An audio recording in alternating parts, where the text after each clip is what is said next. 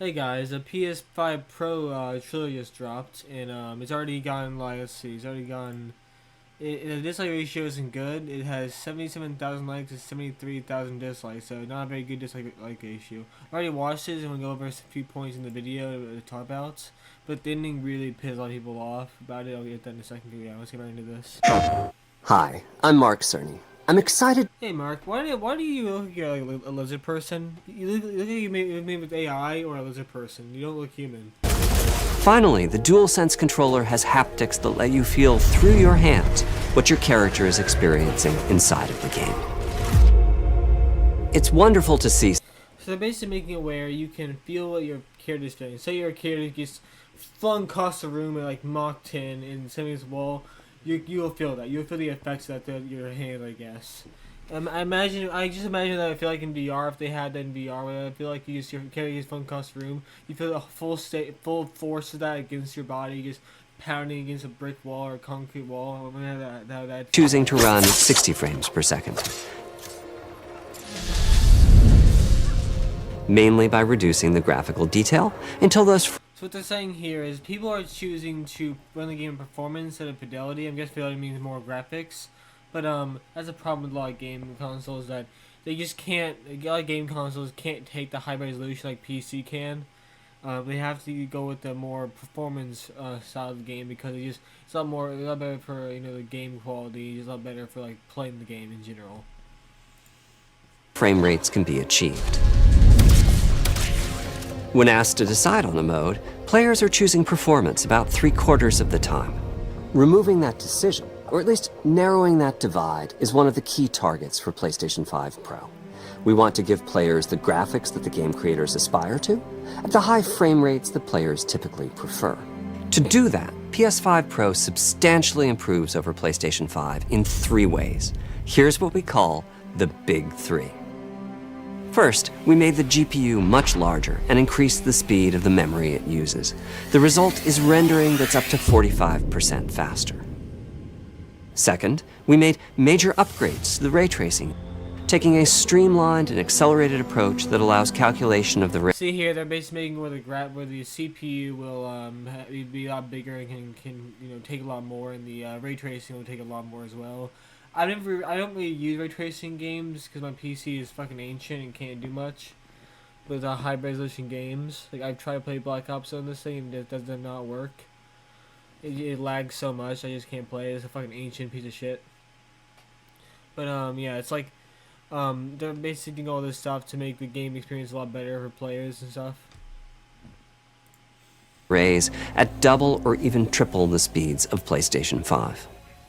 And finally, we added custom hardware for machine learning and an AI library called PlayStation Spectral Super Resolution, or PSSR for short. PSSR analyzes the game images pixel by pixel and can add an extraordinary amount of detail, which boosts the effective resolution of the. Now, not that people don't like AI, but I think it'd be good in this situation because they're just using AI to upscale games to be more high quality. I don't think it's replacing any job. It's just they're trying to upscale games. It could be replacing jobs for all I know. I'm not a fucking game designer or developer. I don't fucking know. But they're using AI here to upscale games to make them more look better. The games. Game creators are adding PS5 Pro support to new and existing titles, and with the Big Three involved, the results can be pretty amazing, with graphics showing something like fidelity levels of detail, but at double the frame rate. Here's The Last of Us Part 2 running on PS5 Pro. It has huge amounts of detail and targets a super smooth 60 frames per second. Let's compare this to the fidelity mode on PS5, which is only running at 30 frames per second and is therefore much choppier. Don't stop! We gotta lose. This goal of delivering almost fidelity-like graphics at performance frame rates has been achieved for a broad set of titles, including Marvel's Spider-Man 2 and Ratchet & Clank Rift Apart. We can see that PS5 Pro is close to doubling the power of PlayStation 5. Another way to. Sorry, my camera is storage right now on my phone, but I see here they're making it where the game, the PS5 Pro would be doubling the graphics and everything, and just making a better experience. But you'll see why this is a bad thing. You'll see why people hate this so far in the video. Usage as well, particularly when the games are focused on higher frame rates. The faster hardware in PS5 Pro can make a real difference. Allowing Gran Turismo 7 to add ray-traced reflections between the cars in game. Their example in this was used just some fucking like white van, like looking white vans vehicles, like they kidnap kids. This is their best example here. They show this example though, but I just love how they show this really like the boring example of like if I can get back there, like this example right here of how like this is just some boring ass vehicles. Like why would you show this as an example? I skipped it in here though, just so much of games that we running on the console. But as you see here, this all looks normal, right? So if you go more into it, look at this. It says this thing costs, the lowest price is $700, $69.99.99. But you notice here they say vertical stand sold separately. You're telling me I had to pay probably over $700 for this thing, and don't even get the fucking stand for it? That is a scam. You're telling me I'm paying this much money, not in the stand even included? How much does the stand even cost? I paid an extra $30 fucking for this. An extra 30 like doubloons for this, just to get to see this fucking stand. Are you serious? That is a scam. Like that is an actual fucking scam.